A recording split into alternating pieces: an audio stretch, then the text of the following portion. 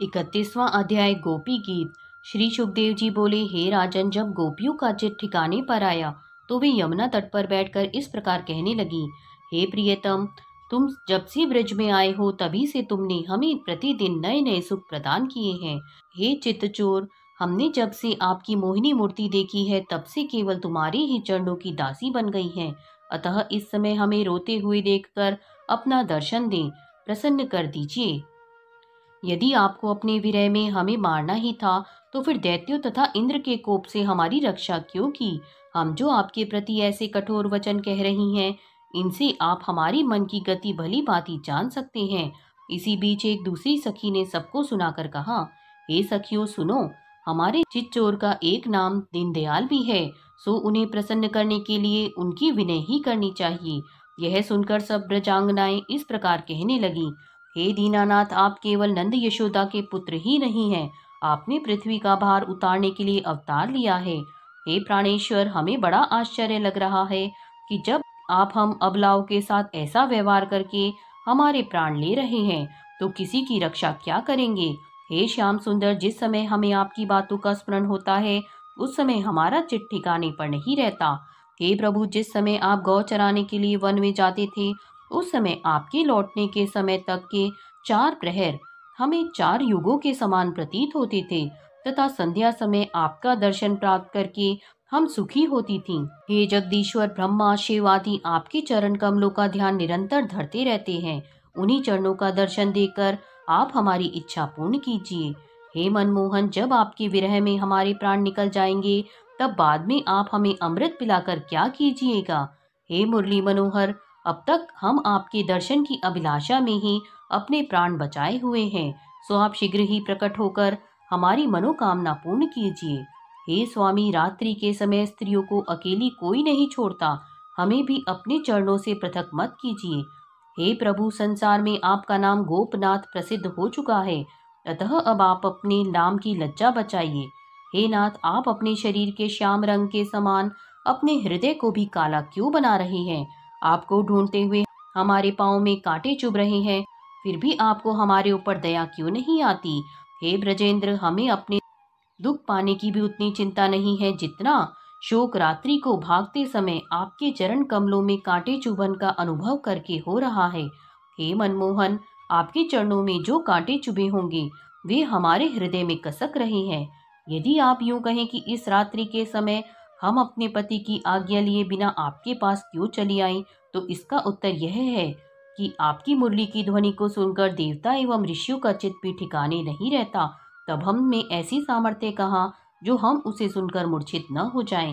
हे नाथ, आप कहें तुम्हारा शोक अपने पतियों से भेंट करने पर मिट जाएगा। यदि ऐसी बात होती तो हम उन्हें छोड़कर आपके पास आते ही क्यों।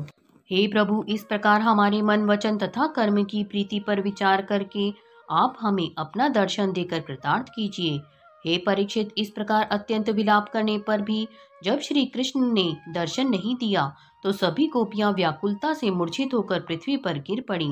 तदुपरांत अत्यंत अधीरता से रोती हुई इस प्रकार बोली, हे मुरली मनोहर, अब आपके विरह में हमारे प्राण निकले जा रहे हैं, अतः आप जो उचित समझे करें। 32वां अध्याय गोपियों के बीच श्री कृष्ण का प्रकट होना।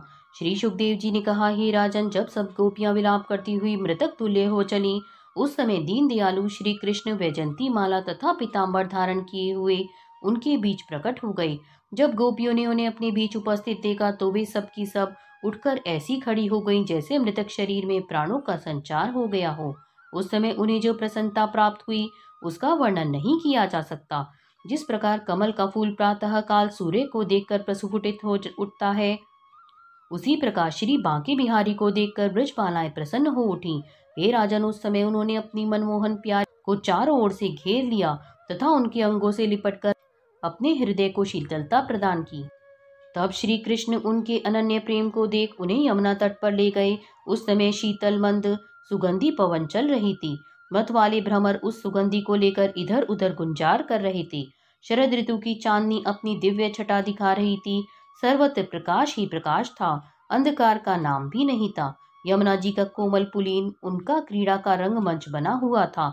उस समय गोपियों ने अपनी अपनी ओढ़नी भगवान श्री कृष्ण जी के बैठने के लिए बिछा दी। जिन भगवान श्री कृष्ण को बड़े बड़े योगी जन अपने हृदय कमल के आसन पर विराजमान करते हैं, वे ही सर्वशक्तिमान भगवान यमुना जी के पुलीन पर गोपियों की ओढ़नी पर विराजमान हो गए। तीनों लोगों का सौंदर्य, जिनके सौंदर्य की एक बिंदु मात्र के समान भी नहीं है, वे भगवान श्री कृष्ण उनके मध्य में विराजमान होकर अपने दिव्य सौंदर्य से उन गोपियों के प्रेम को और भी उभारने लगे। गोपियां अपनी मधुर चितवन, मंद मंद मुस्कान तथा मनोहर भाव भंगी से उनका सम्मान कर रही थीं। किसी गोपी ने उनके चरण अपनी गोद में रख लिए, किसी ने उनके हाथ अपने वक्ष तल पर रख लिए, कोई अपनी ओढ़नी से उनकी हवा करने लगी, कोई अपलक होकर उनकी ओर एकटक देखने लगी, कोई गोपी श्री कृष्ण के छिप जाने से रूठकर कहने लगी, हे चितचोर, संसार में मनुष्य 4 प्रकार के होते हैं।